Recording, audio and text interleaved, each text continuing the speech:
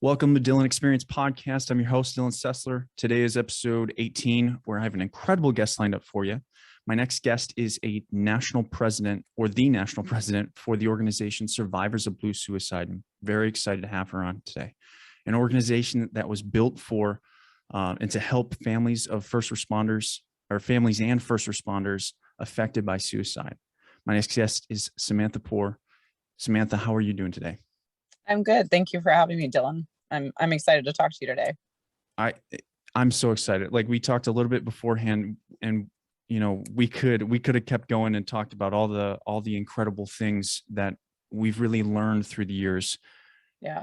Give me and my audience a little bit more understanding about what you do on a day-to-day basis now that you're the national president for Survivors of Blue Suicide. And then let's get into your story. Where did it come from? So floor's yours. So I am the national president. I was so honored. I got asked by Shelley Jones and Lori Putnam about a year ago to be the national president, and I was super humbled and honored to do it. And I've been able to travel for this job, to be able to tell my story all over the country and just help and communicate to other officers how much staying here and being here and getting past the temporary issue, because when you commit suicide or take your own life, that's a permanent solution or a permanent thing to a temporary problem. Right. And so I try to share that and say that,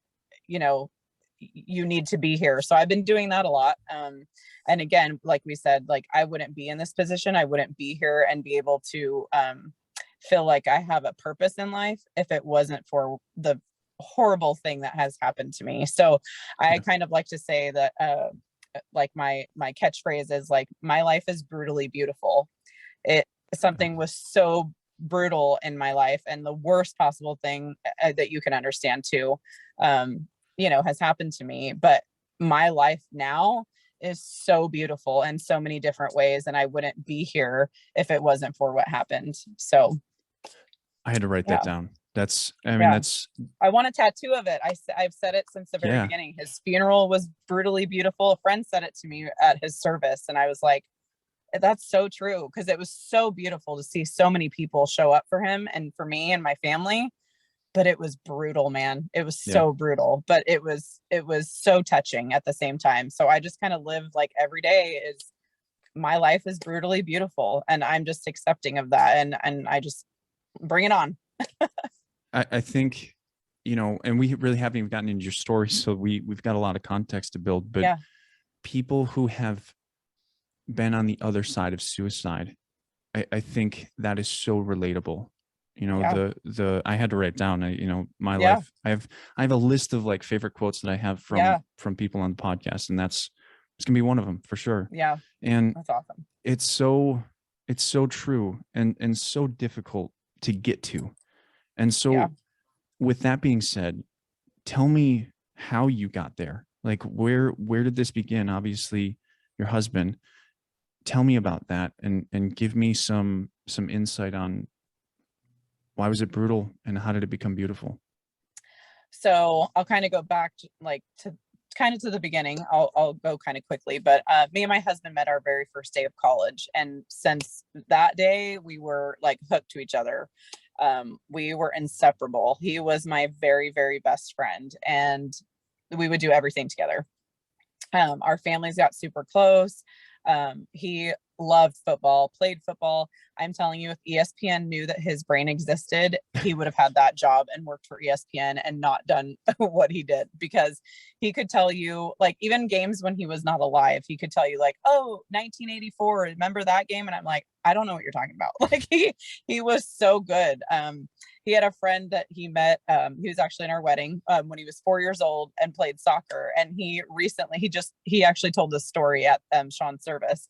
And he's like, man, if do you remember that game, when this happened? And he was like, when was that? And he was like, oh yeah, when we were like 5. And he's like, no, I don't remember that game. Like, he totally could remember stuff like that. I'm like, I don't know.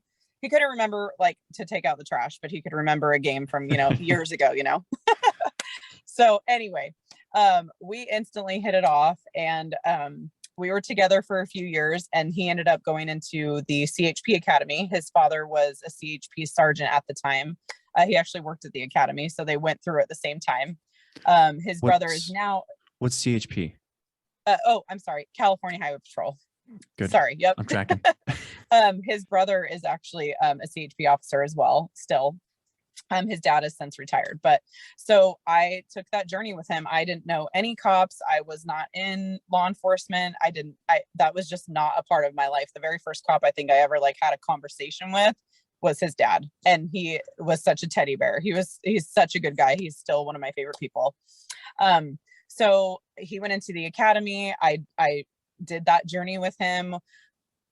He already knew that I wouldn't move with him if we weren't engaged, because that's just who I am. And so in the middle of the academy, he actually proposed to me, and I said yes. And we went on our way, and we moved to, his first office was Marin County. And so we moved to Petaluma. We lived there for a while. It was a really great break-in experience in his office. He had wonderful training officers, and it was great. A year into him being on the department, he had one of his classmates die in an accident, and that had always stuck with him. And Sean and I will say the one thing that we always had was communication. Sean and I always communicated, even if it was rough things. We never yelled at each other. We always sat down and had conversations about it. And this was one time, the very first time in our relationship, where he just shut down. We had just found out that I was pregnant. We had got married by this point, obviously.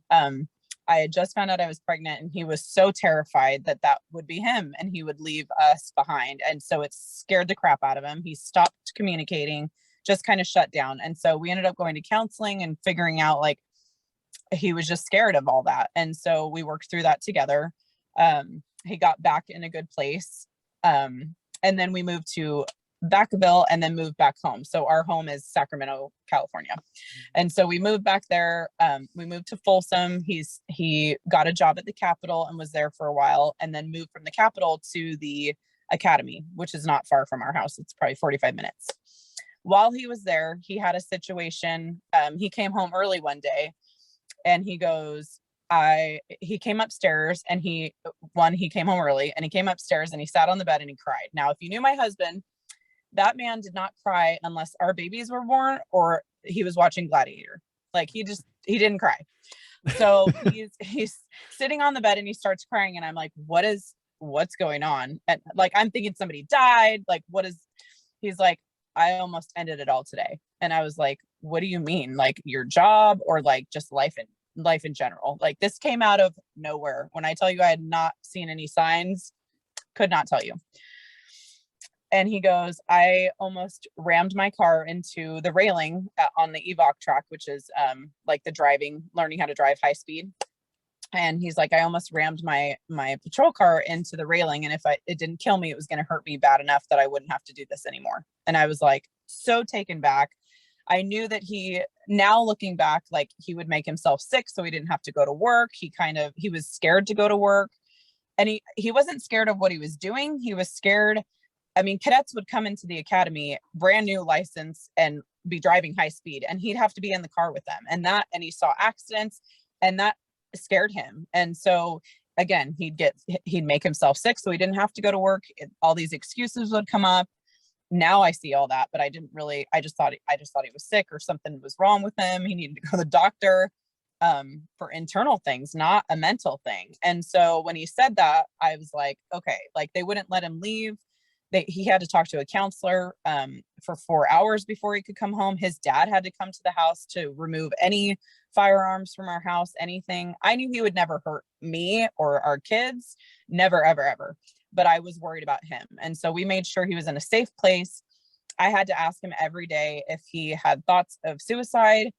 And that lasted for a while. I mean, he went to go to counseling every single week. I think he went twice a week, and then it was once a week, once every 2 weeks, once every month. And then it slowly began okay, he's happy again. He's in a new office. He moved. And I didn't want to say, give me your badge and your gun. You're done. You're not doing this. I want to do whatever is right for you in the situation. I want to be your cheerleader. If this is what you want to do, but you want to be out of there, I will support that. Whatever you want to do, I want you to be happy. I didn't want him to hate life, you know?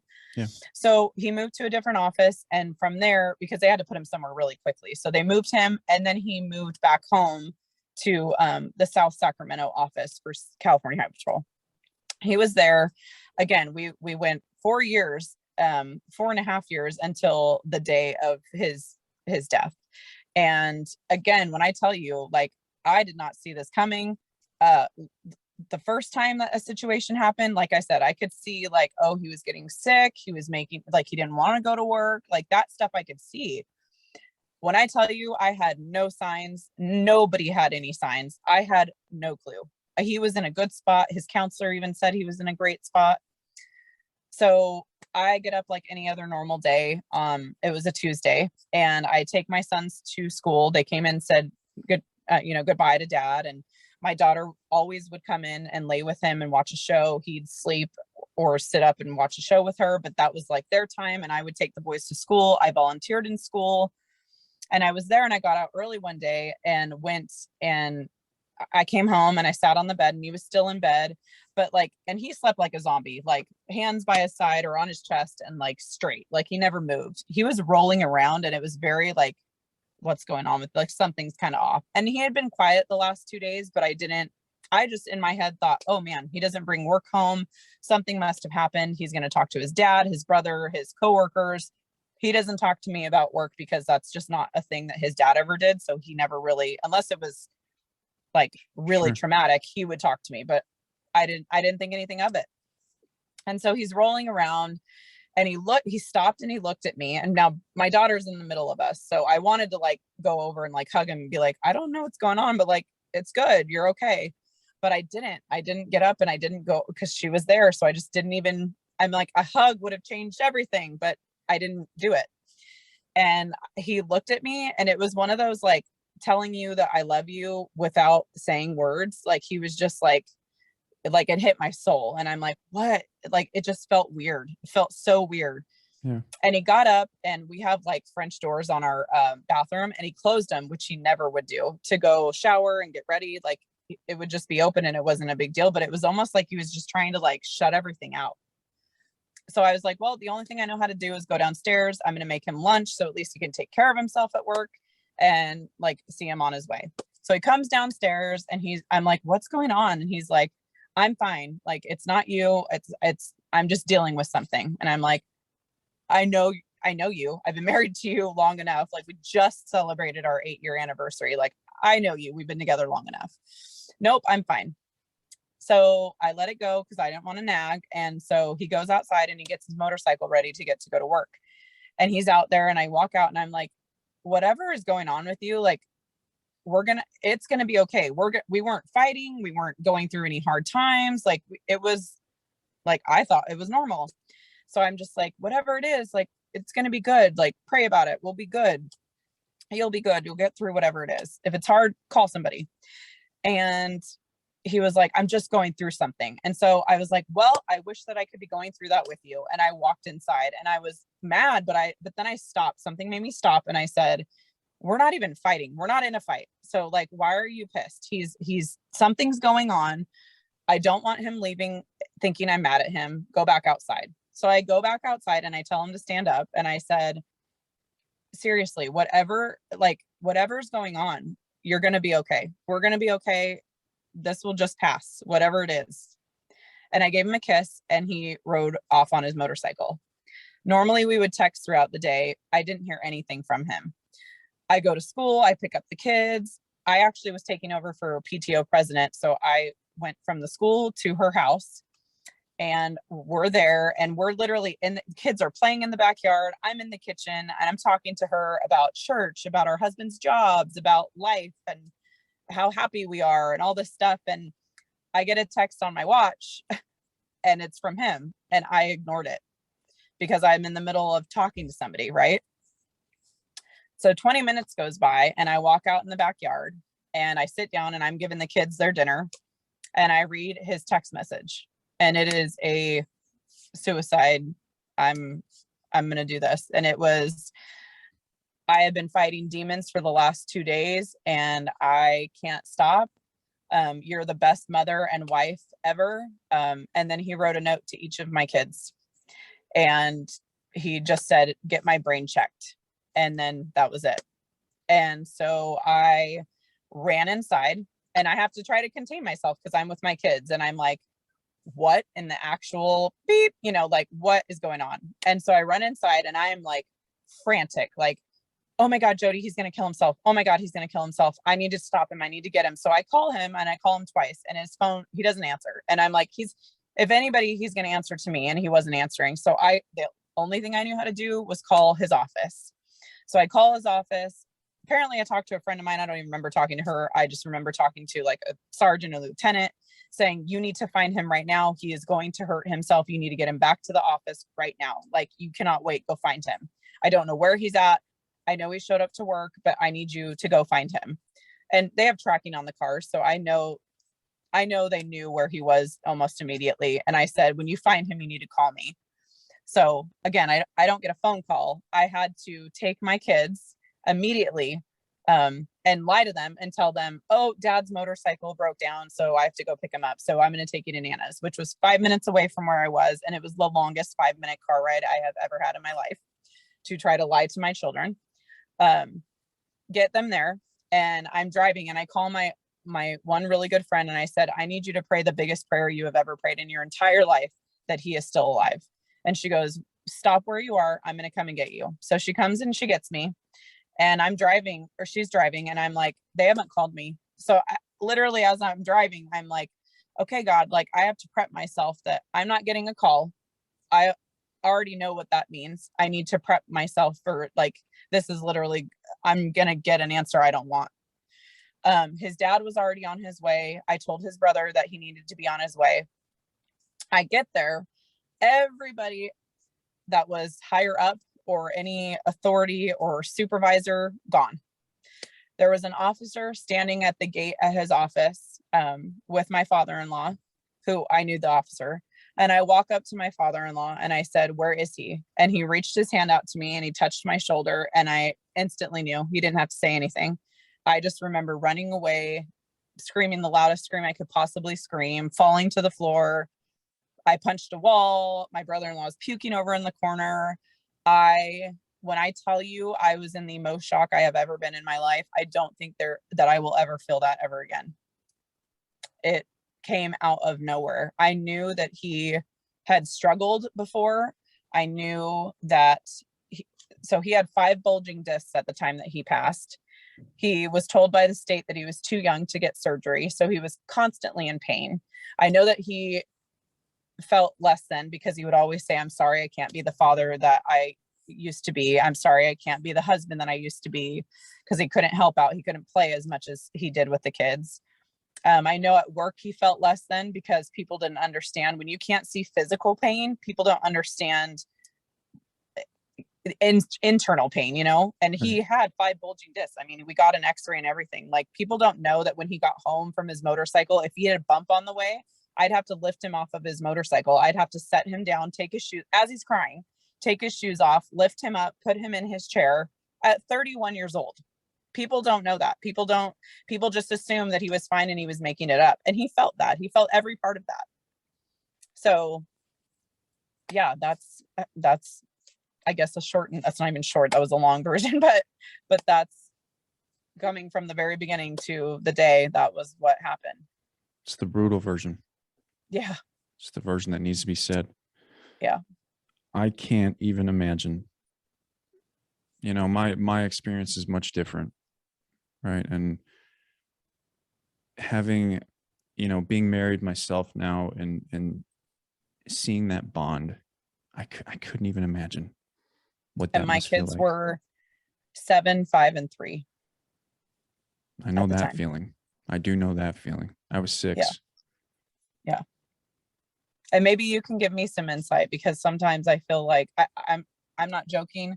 Last night, I have a video. I always kind of try to take videos of when, like, my kids lose it or when I lose it. And not because I'm like, oh, look at us cry and feel bad.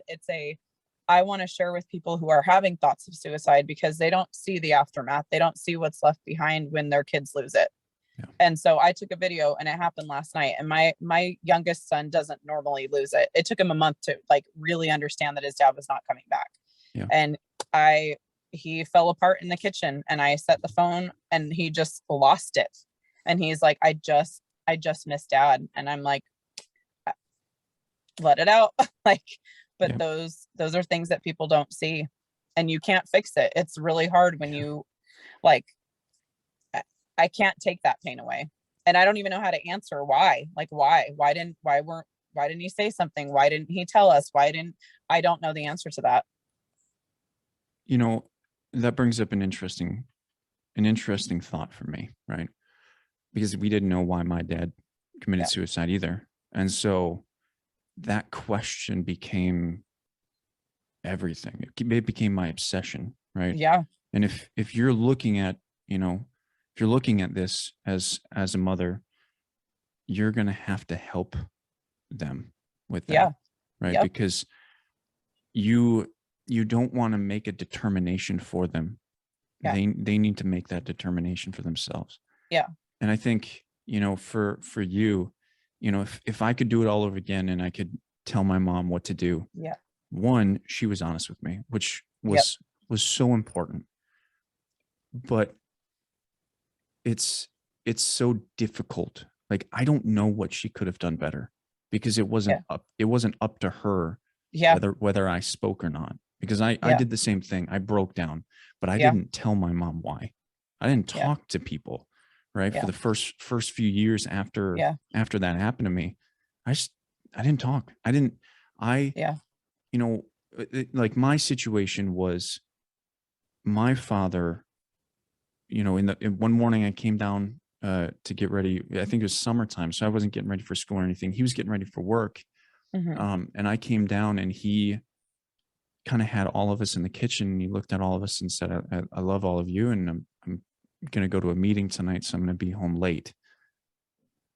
I took that a very different path than what everybody else took it. I didn't see him coming back, right? And Wow. whatever feeling it was that I had that day, it was 100% he's not coming home.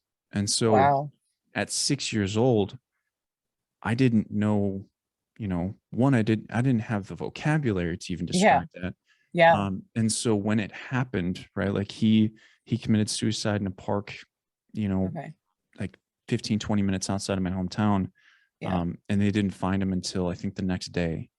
And, it's when that happens, when that notion is confirmed within yourself, I had no idea how to explain what the fuck just happened. Yeah. And you're right? 6. Yeah. And I'm 6. And so I became silent. And I wouldn't be surprised if your kids do the same thing, because they don't know why. Right. Yeah. And if there's anything that you can do, be present as often as you can. Yeah. And help, help guide the conversation to, this is why I think this happened. I don't know. Yeah. Right. Since day one, that's been the topic of conversation as far when that topic comes up. And again, since day one, I've been in contact with Sean's counselor, who he had prior to this. And we've had very open communication about, like, she was there with me when I told the kids, and her biggest thing was, do not lie to your kids. Always tell them the truth, because they're going to look at that and know that they can trust you, or they're going to look at that and think totally the opposite of that.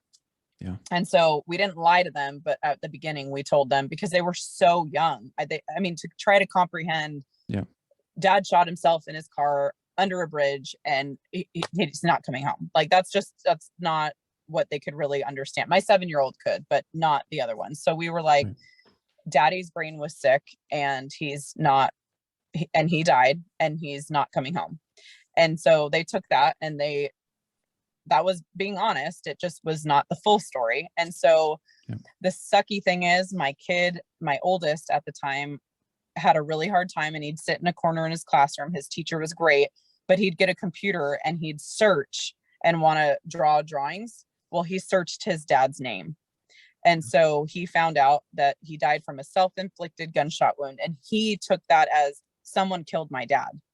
He didn't understand what that meant. So he came to me and I was like, well, we have to tell him. Like, I think they're too young, but I'm not going to lie.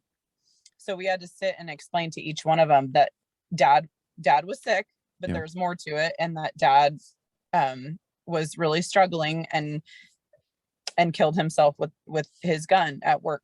And he wasn't coming home. And so they've struggled with that. But since then, I do have to say, like, and because I go talk on this subject, we are very open in my house. We talk about it all the time. They are very aware of what happened. They are very aware that our mental health is very important.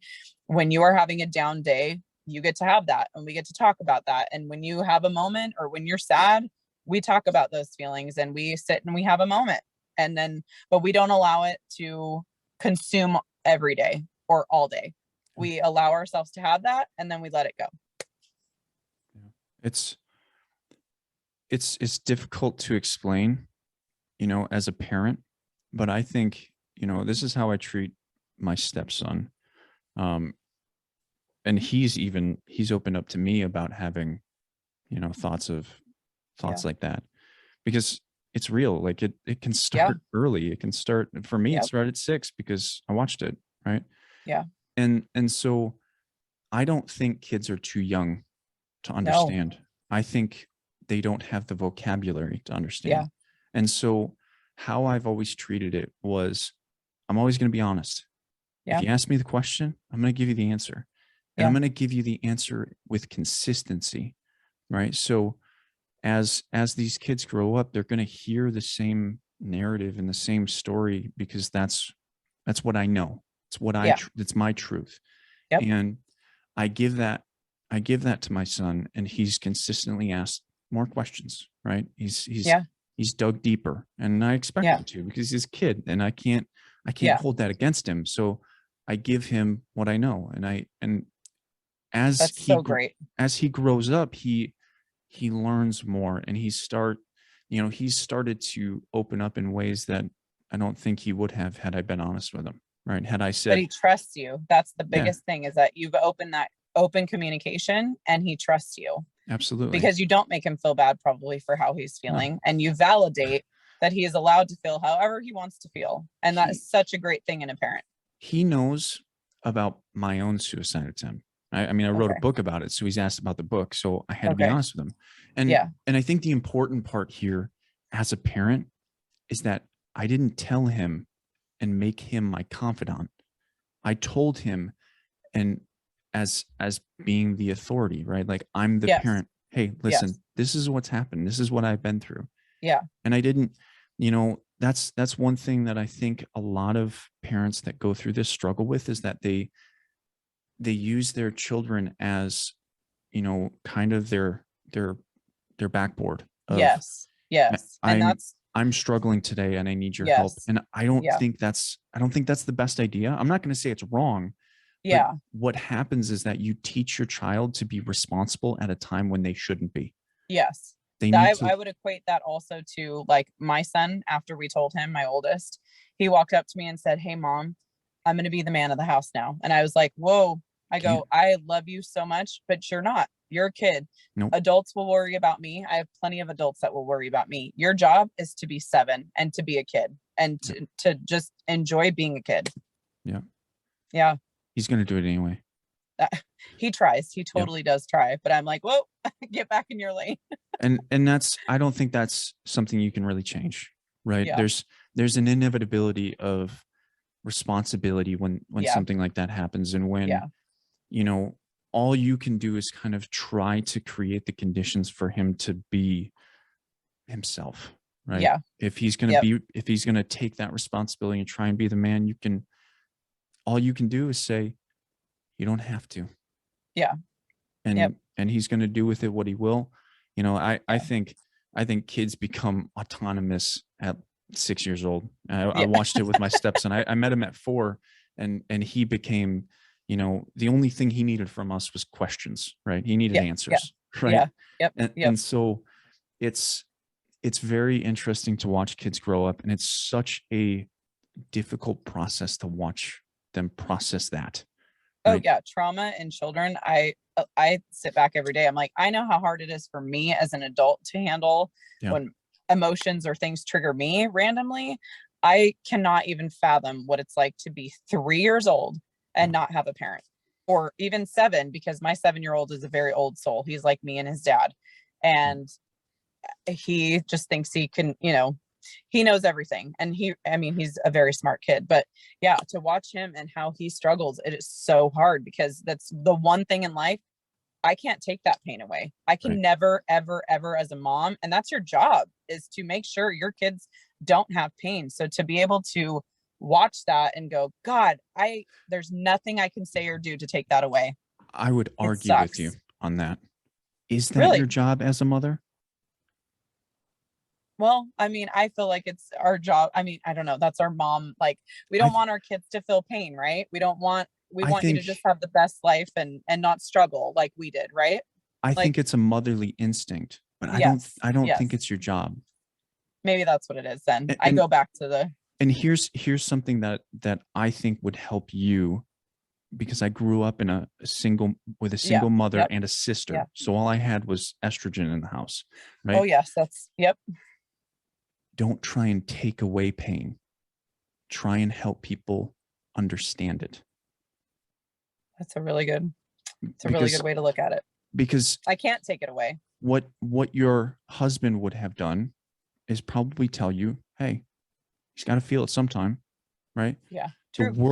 world's not gonna shrug, it's not gonna pull the punches, right? Yeah, The yeah, world's gonna punch him in the face really, yeah. really fucking hard. Very true. And Very so true. like with my son, I don't try and hold back the pain. I try and help Yeah, him understand that it's real, right? And yeah, if he doesn't, if he doesn't pay attention, if he doesn't focus, guess what? These things are going to happen, right? The yeah, embarrassment's going to happen, the shame's going to yeah. happen, the Oh guilt, yeah, regret, yeah, all of that stuff, yeah, right? And so I never take away the opportunity for him to feel pain, but I yeah. inform him of what can happen if he chooses that route. That's a really good way of looking at it. I will go into it looking at it like that from now on. I think that's great. It's an option, right? Yeah, I'm yeah. I'm not here to tell you what to do, right? Oh no, I think I that's a great idea. I I see, do. I see very, like, I only see my path, and I've seen the paths that are laid before me with my Yeah, son and my, my yeah, wife, and my life has informed me with a lot of brutally beautiful situations in my own yeah, way. And yeah, I think,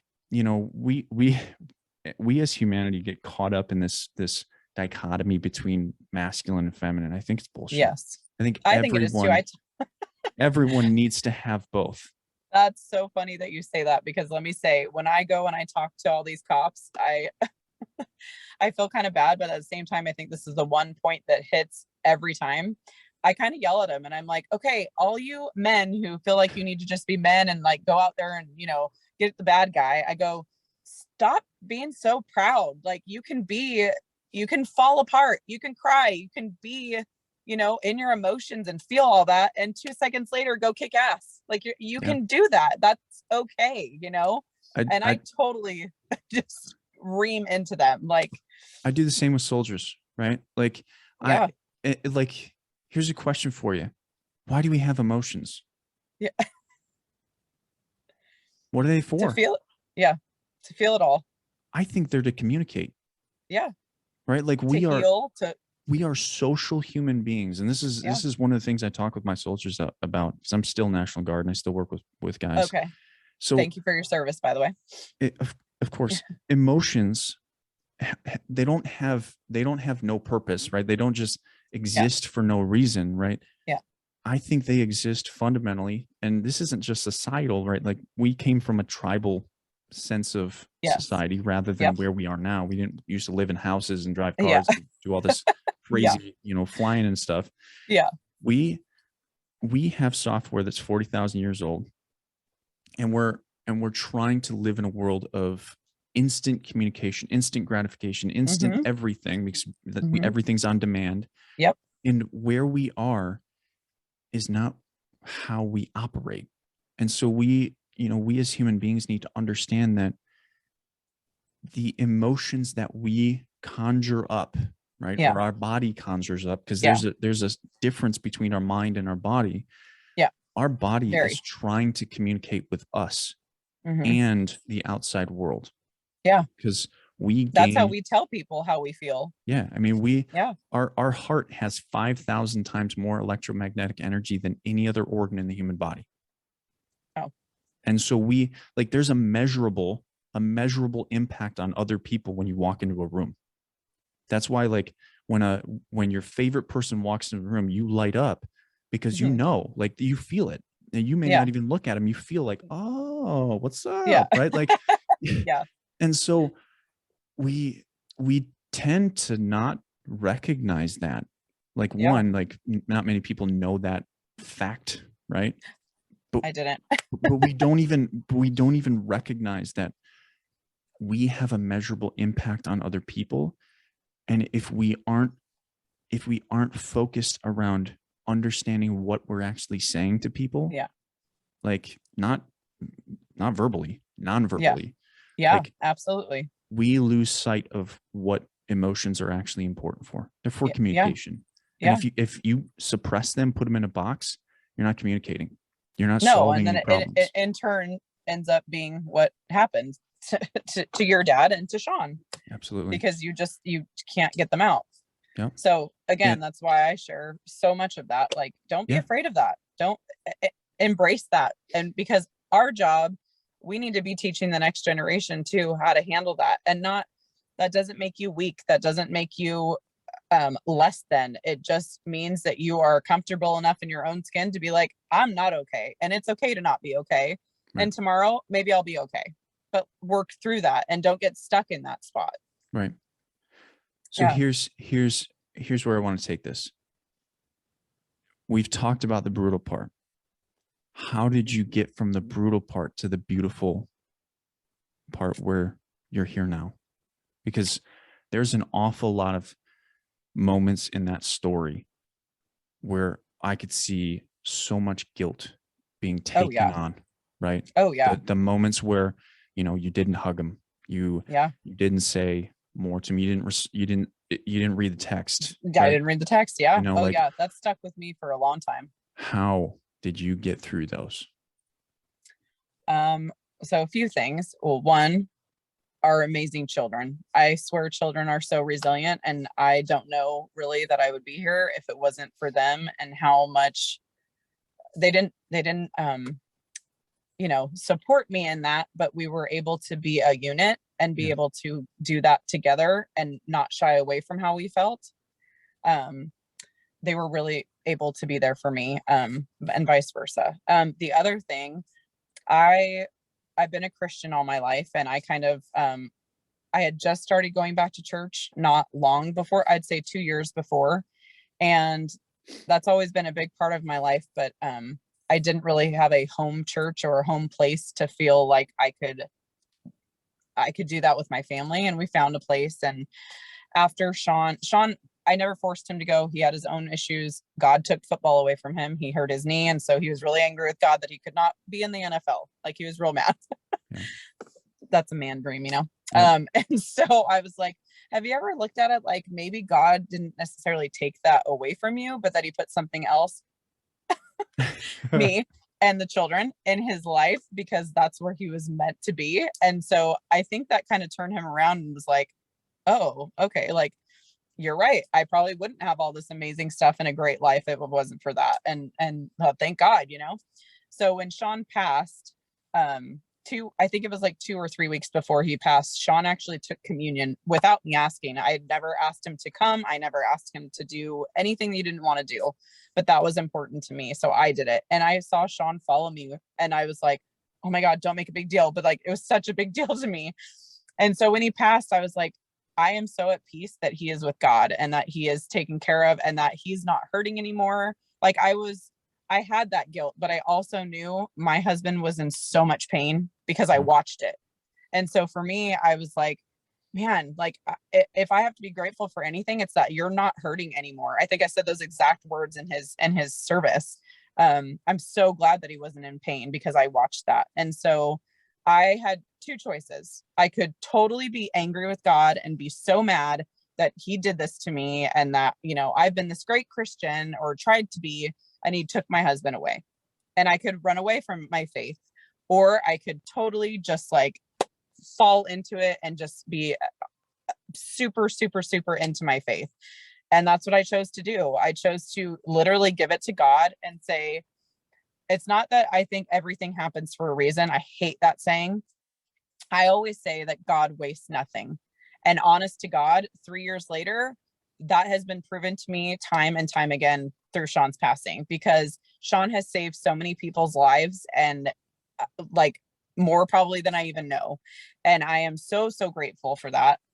Being able to talk about his story, being able to say his name, being able to say, my husband took his own life and he committed suicide. And being able to say those words that I never, ever, I mean, I never thought that this would ever be my life. I thought the closest thing to suicide would be Robin Williams dying and me crying all day about it. Like, that's how close I thought I would ever get to it. Yeah. And the fact that it is literally taken over my whole entire life. And I say that as a brutally beautiful thing, because it is an awful thing, but I would not be here if it wasn't for my faith, if it wasn't for my kids, if it wasn't for the people that reached out to me to say, hey, you're pretty open with sharing like what happened. You want to be a part of this to help others. And I've always had that giving heart and wanting to do something for somebody else. I just really never knew where God had me placed. And I always say that Sean and God gave me my purpose. And as much as I wish that he was here, he is doing wonderful things. And I am just a vessel. I am just being used to be able to share that, because I don't want anybody else to feel the way that we feel.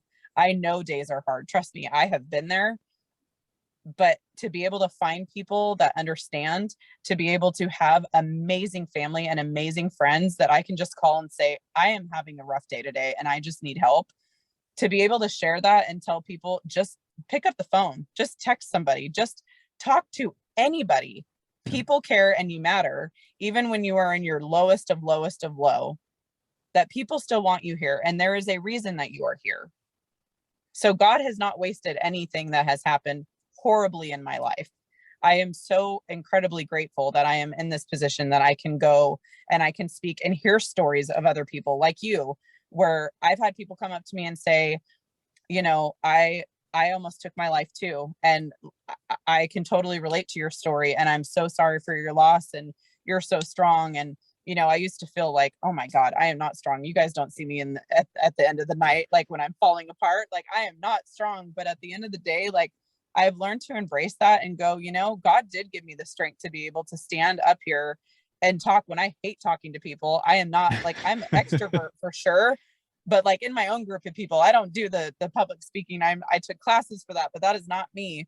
Yeah. But I can talk about this for hours because it's something that I know and something that's so close to my heart. And I might not know you, but I love you and I want you to be here and I want you to stay. And I know how many people love you and how many people want you here. And that's where the beautiful part, like I get tingles, like being able to do that and share his story and to keep him alive.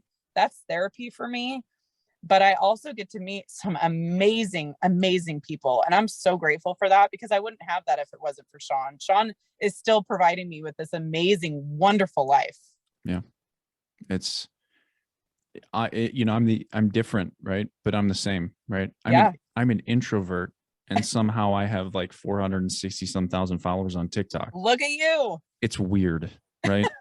Like I have turned into an introvert a little bit because of COVID. I'm like, I just want my people, and that's kind of it. I would be, if I wasn't married, I would be perfectly happy not talking to people. That's how I am, right? Like how I energize myself is I want to be alone. Like I'll go Sean. Walk, right? Like I made Sean an extrovert. Yeah. And right now, like there's, I just got back from sniper school like a week ago. And cool. Yes, it's what I've noticed about myself is that it's really hard to transition from that. you turn the switch on and you go to the military. It's easy, right? For me, it's always been easy. I've been in the military for 13 years now. And this is something I haven't really talked about. So this is kind of new stuff. Okay. But it's really easy for me to flip that switch to get ready to do what I need to do. Right. Yeah. I've been deployed twice. Like I know what I'm doing. Right. Yeah. And what I find really difficult is coming home and trying to turn that switch off and trying to fall back into being a father, being a husband, being a mental health coach, being on a podcast, right? Yeah. Like I'm going to be honest with you. I don't want to do this, right? Like there's you have a calling though. Yeah, there's times where, I come back and I'm like, I have meetings tomorrow. Yeah. I don't want to fucking do that. Like I don't want to do that. I'm very much an introvert, and I'm like, I would be really happy for 2 weeks after every military, military thing that I do. Yeah. If I just had a 2-week break. Yeah. Where I could do whatever I want, go out in the woods, go work out, like do whatever I want, but not be around people. Yeah. And I can't, right? So like, it's always like it's funny because I just had a situation, like just as a small business owner, where someone questioned the morals of what I do, right? Like I'm money motivated versus like what I'm doing here is trying to give a message. Yes. And it's like as an introvert, as a small business owner, as someone that struggles with things like coming back from the military itself, it's like, fuck, man. Like, why would you ask a question like that? Yeah. Of like, I'm like, everything that I have created has not been for money. It has been for giving this message. It's for others. It's so empowering for other people. And there are moments in all of this where I would love to just say, I'm done. Yeah. I'd love to stop this. Yeah. Right. I've written a book. I've impacted, 2-3 million people and have, almost 500,000 followers. I've done all of these things. And still at the end of the day, there's times where I say, I don't want to do this right now. Yeah. And lately it's been more and more where I've recognized that the military, this has been a crazy year for the military and me. I've been to sniper school twice. I went to a month of SLC. I was on active duty at the end of last year. It's crazy, right? COVID has been nuts. Yes. And it's been very stressful for me. I actually lost a soldier of mine in June to a firearms accident. We don't really know what happened. We had 4 suicides in the battalion last year. Like it's been tough. And then I'm so sorry. And then in September, I lost my grandpa while I was in sniper school, while I had COVID. So I was on quarantine. Oh, Lord. When my grandpa went from perfectly fine to dead in 6 days. And it was, like all of this crazy stuff has happened. And, people don't get it. People will never see you and I for the real truth behind what we do. And that's what kind of invigorates me to do this, is because I don't care when people question me. Like they question you, they question me. I'm sure. And they're like, why are you really doing it? Like you would never understand the true, the fire that burns within us of how important it is for us to share this message. Yeah. And the fact that I'm still going means it's pretty fucking powerful in me. You are still going. Yes. Right? I've gotten to a place, it's taken me a really long time. And I think, again, this is part of that beautiful part, because I was very insecure and had a really hard time and kind of needed Sean to validate, like, no, I'm doing okay. I'm all right. Like all that. But after he passed, you don't have that. You're empty. Right. And so I had to find a way to provide that for myself. And so I have gotten to a place, and it's taken a really long time to just be like, I don't really give a, I just don't care it is not my job to make other people happy. Yep.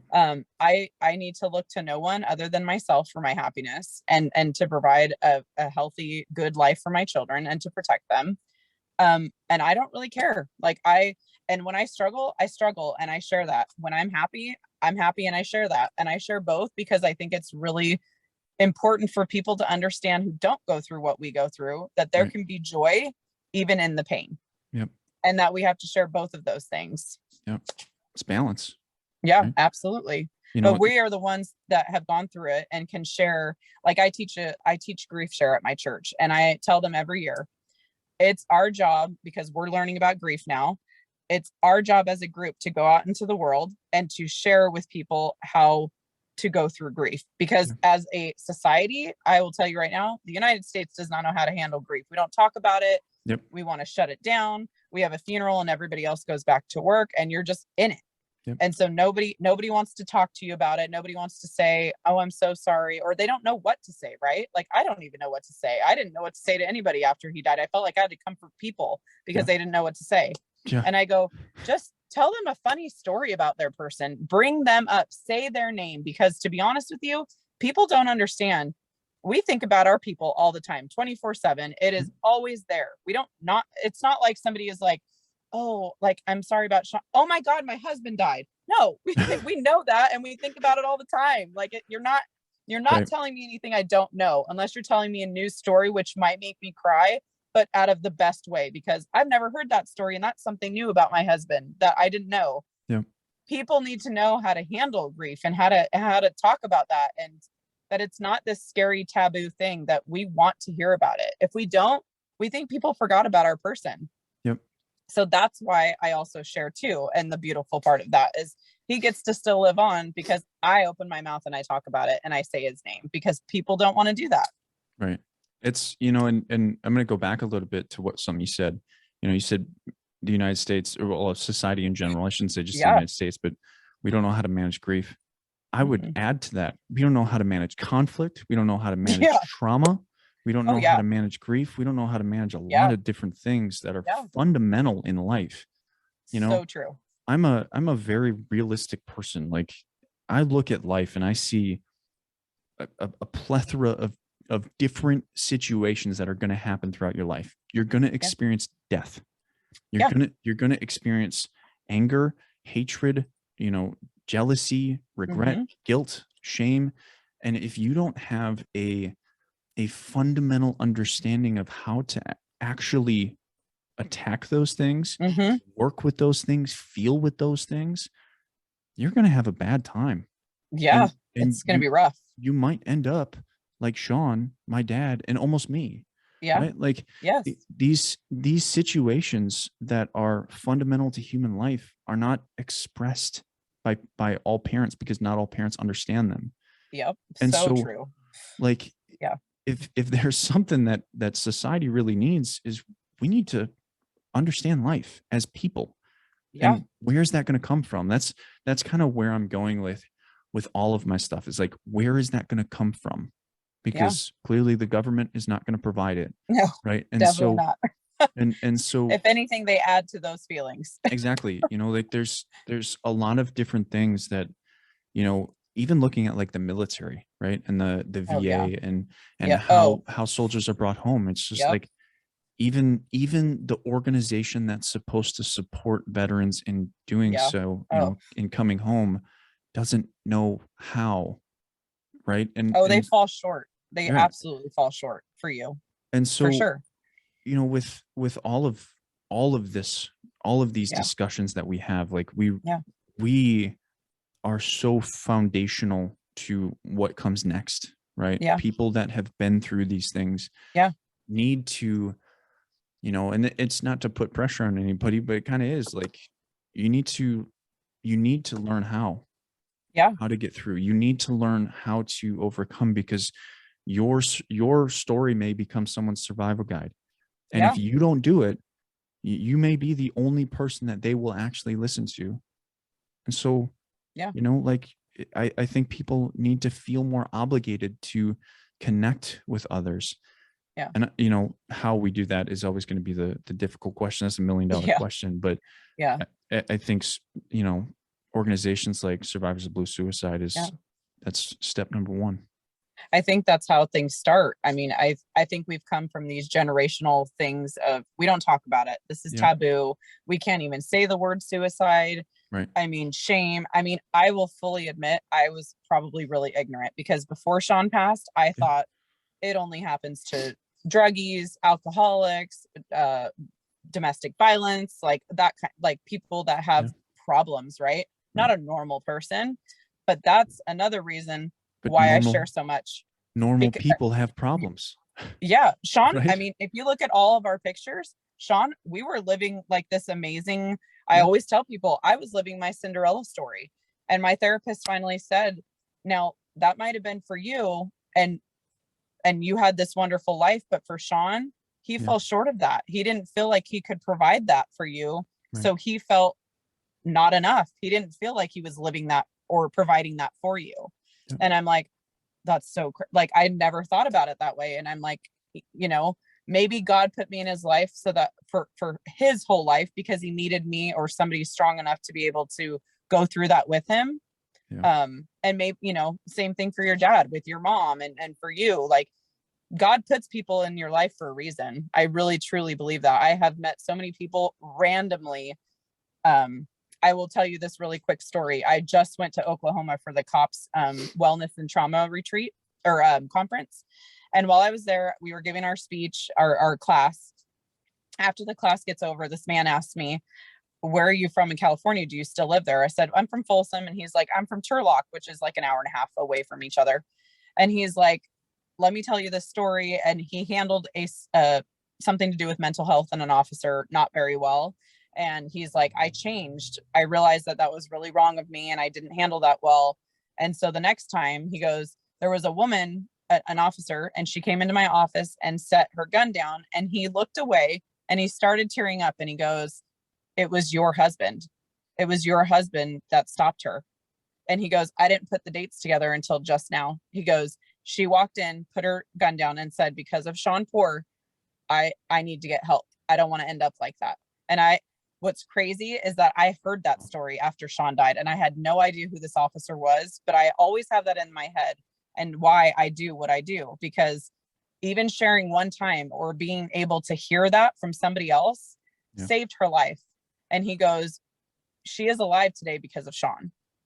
And that, like, I'm like, we had to go to Oklahoma to figure that out. We both live here in California, but we went to the other side of the country. And like, I was in tears. I'm like, I knew that Sean saved a life, but now I can put like a face to a name, you know, and just to the story, because I heard that about a month or so after he died. And it just like, oh my God, Sean's not here, but he saved somebody. And now I know. And like, that's so God, like he put us in the right spot for the right time. And you meet the people that you're supposed to meet at the right time. Yeah.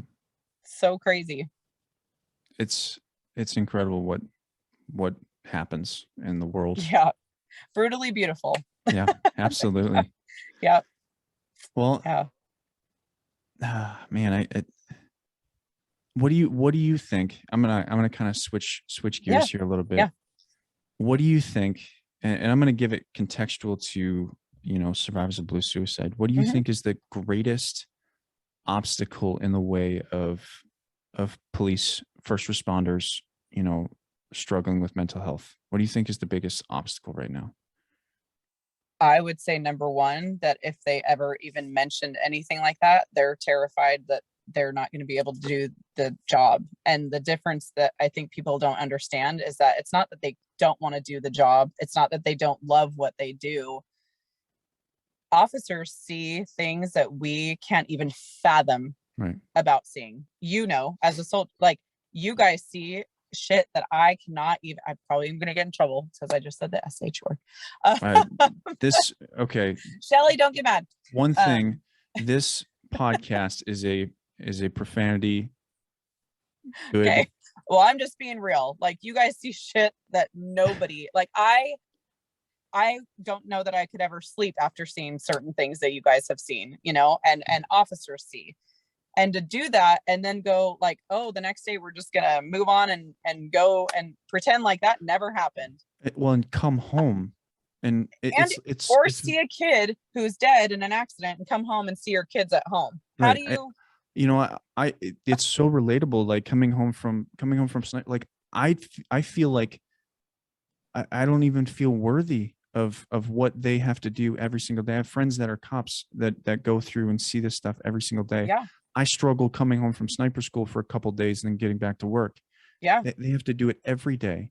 Yes. Come And home, see their families, live the life, and they see all of these traumas. And it's remarkable that you said just saying something would get them yes. in trouble. Like that stigma is real. Oh, Like it is. Let me take your gun and your badge and your ID away from you, and you're not going to do this. That I will tell you, I have talked to so many officers.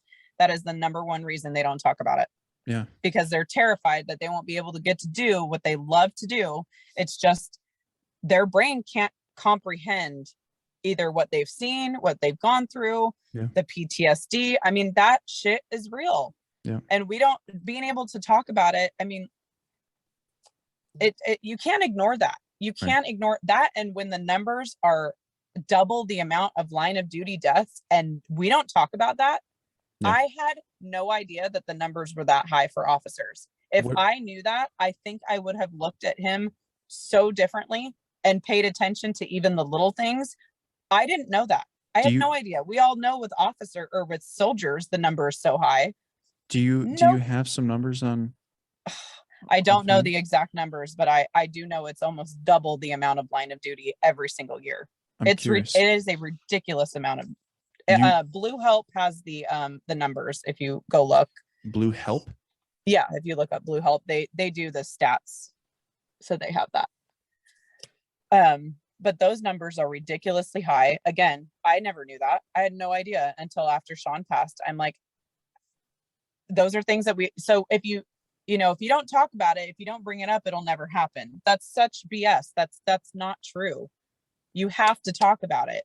You have to address those things, especially if those numbers are proving that that's a real thing.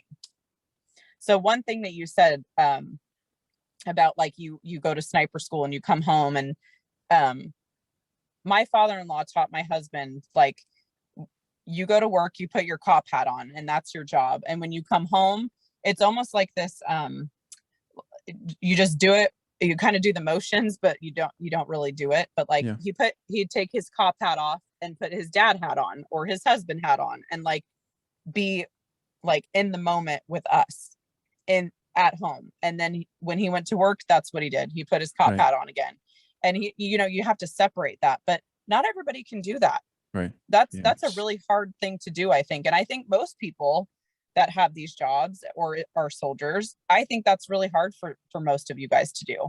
I think that's almost impossible for some of you to do because that's who you are. Not everybody's built for it. No. And then the other thing, it's after this conference that I thought about, which I'd never really thought about, because cop suicide is something that they don't even big cop foundations don't want to admit. Even the United States doesn't want to admit that this is like, I mean, this is happening at rapid rates. It's crazy, especially now with COVID. Is, we talk about for so long, for so many years, I've heard 22 a day, with veterans and the military, and suicide's a thing. And you guys have TAPS, and you guys have other organizations that provide for families that have had soldiers die by suicide because they know it's a thing. You guys go away and you guys see things and then come home and bring that home. But what's crazy to me that I never actually thought is that cops and officers see that every day here at home and then go home and then relive that. And that's every day. They don't get a break from that like you guys do. Yep. It is a constant 24 hours a day thing that they are stuck within their mind or that they see every single day. You can't get a break from that.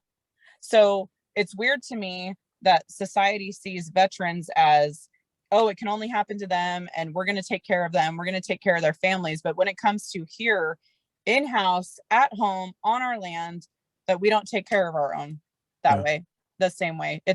I didn't even think about that until this last trip, and it boggles my mind. I'm looking at the numbers right now. So 2017, it was 125, 2018, 153. And this is just law enforcement. It's not including other first responders. 2019 was 197. 2020 was 141. 2021 has been 113 so far. Mm-hmm. And, I also know roughly the number for, the like Army.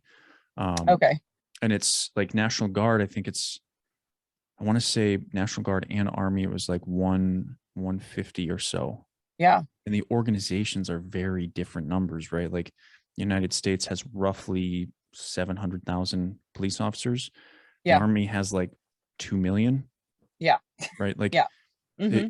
the per capita, the Yes. ratio is bigger for police. And it's, it's remarkable. It really is. And it's such a hard thing to look at right now, especially, considering the state of how the police are Mm-hmm. viewed. And certainly there are bad eggs, but why are there bad eggs?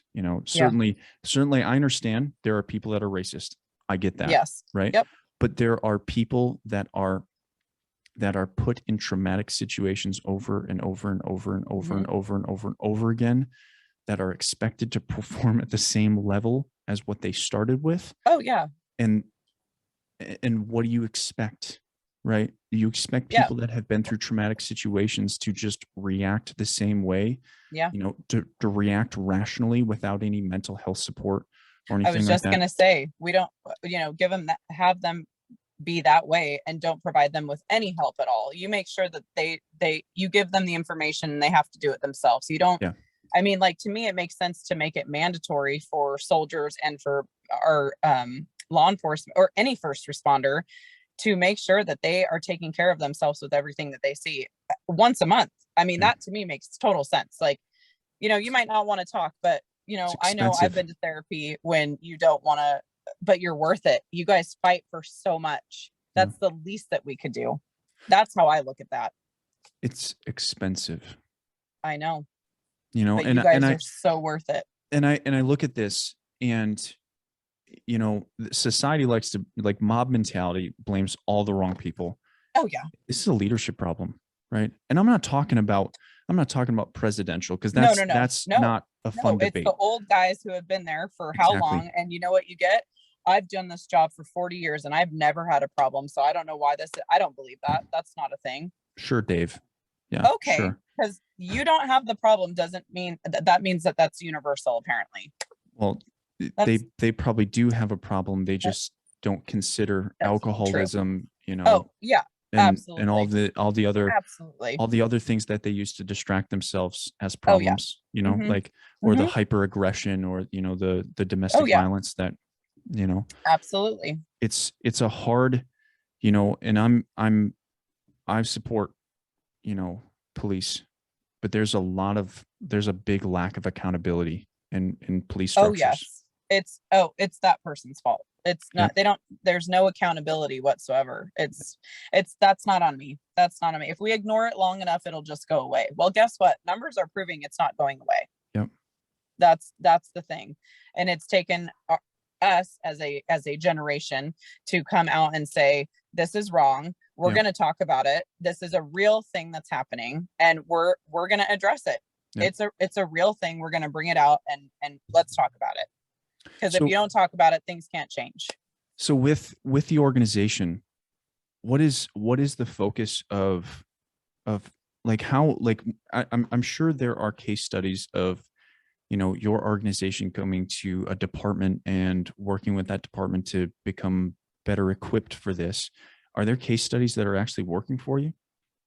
As far as that information, I'm not sure. I know for us, we are not. You guys are still pretty new, aren't you?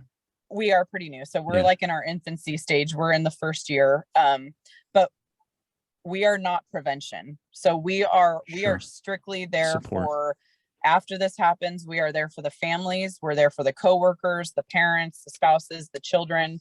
We're there for everybody, because to be honest, when this happens, there's nobody there. We don't have any organizations. We don't have, it's just us now.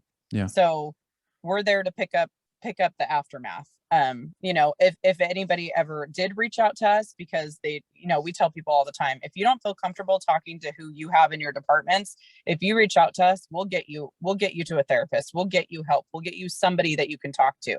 We're not going to push them away, but we're mainly focused on, we want to come and lift up those families that have unfortunately dealt with the same thing. Yeah. Man, it's incredible. It's really incredible. I have to say, again, I never saw this being my life, but I can tell you right now, I don't know. God really put this organization on my heart. I just said, okay, I'm going to wait. Like, I tried to start a nonprofit 4 months after Sean died, and it's a hard process. Show, really. Yeah. It was a lot, and It's it a was really not the hard right process. thing to do with the right person. Yeah. And so I just said, God, you know what I want to do. You know what's on my heart. You're going to provide that for me. And he literally just handed it to me on a silver platter. And I'm so, so grateful. I don't know what I would do without these people. I love them like family. The people that I've met, we do Zoom calls for spouses, they used to do coworkers, but that kind of has gone away. But we do parents and spouses. And then sometimes we are all together and do it.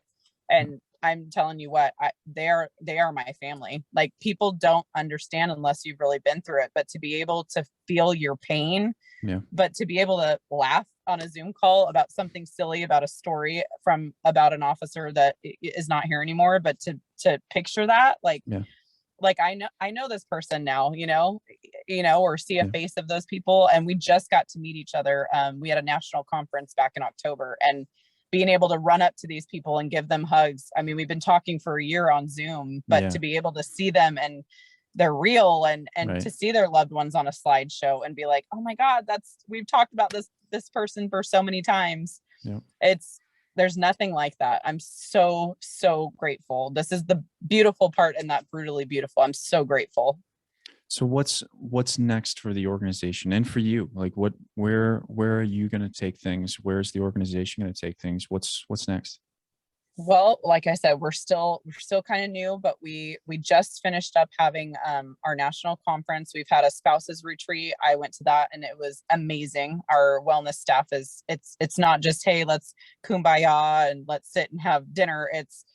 We're going to work through our feelings and talk about those hard things that we really need to talk about. And they had a parents retreat, which I heard was phenomenal. I'm so glad that all the parents were able to be there and support each other.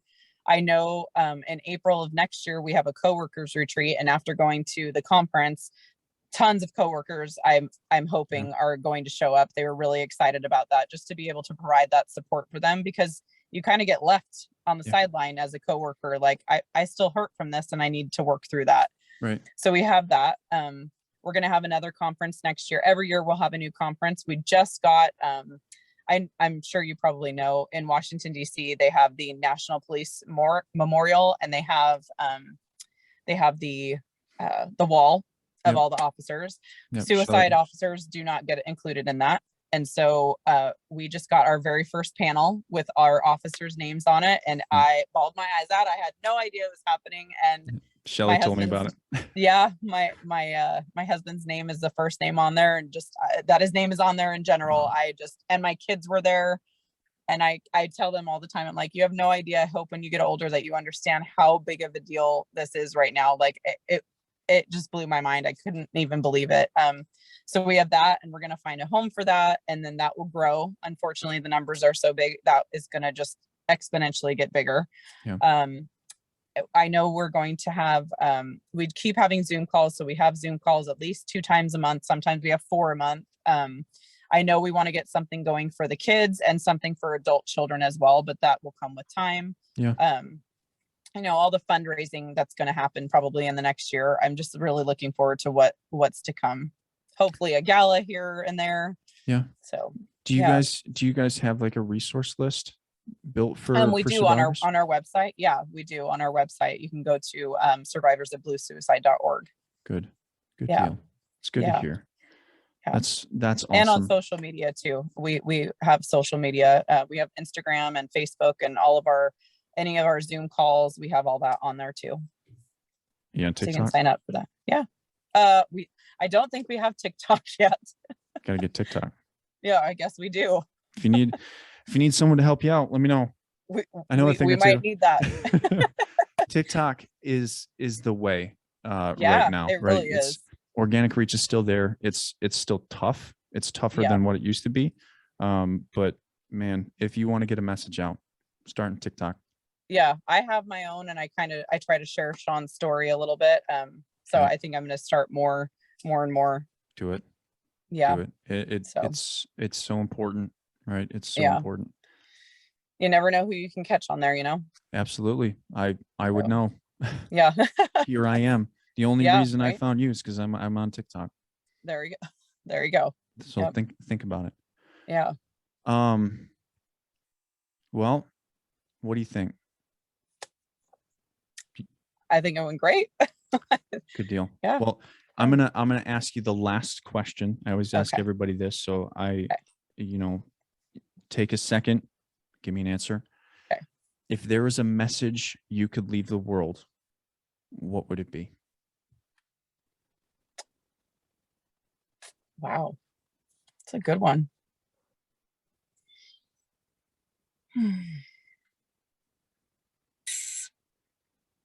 Oh, there's so many like little things. It's hard to pick one, right? Yeah.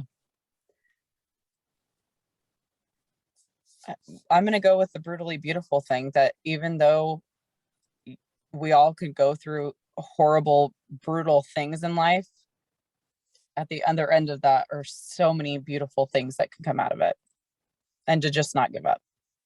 I love it. I love it. Well, Samantha, it's been great to have you on. It was a pleasure. It's a pleasure to meet you. It's a pleasure to You talk to you. too. And we I'm honored. Thank you we both relate to this, and it's so very much. It's so important. I'm sure that we will be talking in the future. Absolutely. So Absolutely. Anytime. and this is for all of you listening, if you haven't checked out Survivors of Blue Suicide, or you are a survivor of blue suicide, check them out. Get in touch with Samantha. It's so important for you and for other people. If you know someone, send the message out. Absolutely. Again, thank you for joining me. Thank you. I'm so honored. Thank you. And that's all we have for you this week on the Dylan Experience, and we'll see you soon. And that's it.